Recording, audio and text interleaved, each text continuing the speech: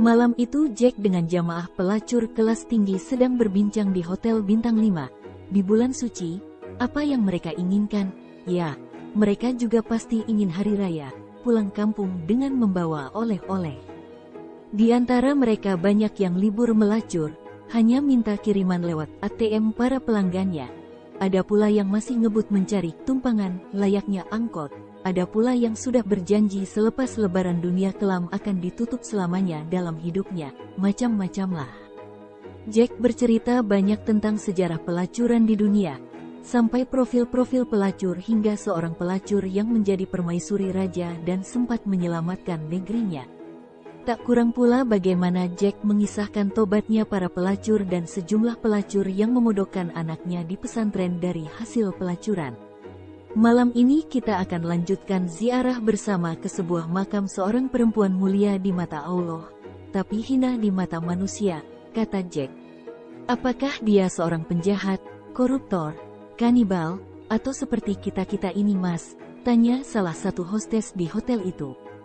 Ya Anda tebak sendiri, pokoknya kita ke sana, kita tahlil dan berdoa bersama. Para pelacur itu sepertinya sudah mengerti siapa yang akan diziarahi itu. Wajah-wajah mereka mengekspresikan pancaran yang beragam. Ada yang kelihatan pucat pasi, ada pula yang gembira, ada pula yang menunduk, ada pula yang langsung menitikkan air mata. Bagaimana kisahnya Mas Jack? Kok sampai dia begitu mulia di hadapan Allah? Apakah kita-kita ini yang sangat kotor juga bisa? Mata Jack menerawang jauh. Lalu ia kisahkan tentang kehidupan pelacur itu. Ia adalah seorang hostes yang sangat cantik dan sangat laris.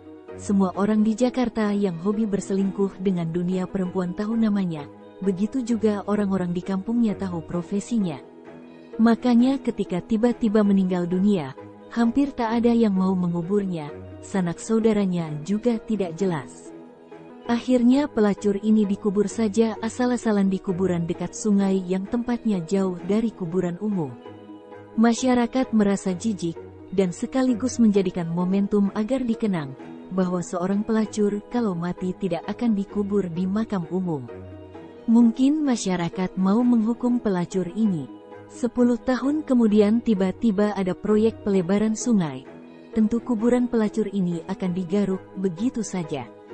Benar, ketika kuburan pelacur itu dibuldoser, tiba-tiba buldosernya macet dan berulang kali demikian. Akhirnya seorang kiai di kampung itu datang bersama masyarakat untuk mengeduk kuburan itu. Apa yang terjadi?